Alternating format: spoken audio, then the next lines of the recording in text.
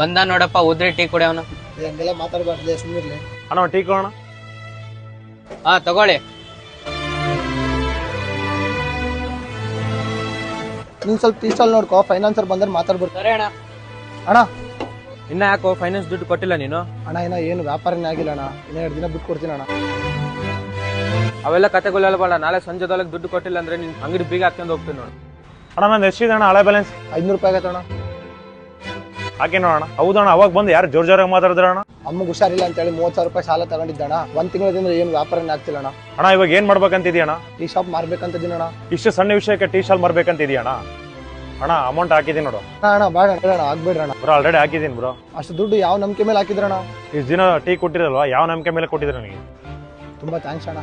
Bro ಜೀವನದಲ್ಲಿ ದುಡ್ಡು ಇವತ್ತೆಲ್ಲ ಸಂಪಾದಿಸಬಹುದು, ಆದ್ರೆ ಜೀವನದಲ್ಲಿ ನಂಬಿಕೆ ಅನ್ನೋದು ತುಂಬಾ ಮುಖ್ಯ ಬ್ರೋ. ಈ ವಿಡಿಯೋ ಇಷ್ಟ ಆದ್ರೆ ಒಂದು ಫಾಲೋ ಮಾಡಿ, ಒಂದು ಕಾಮೆಂಟ್ ಮಾಡಿ. Thank you.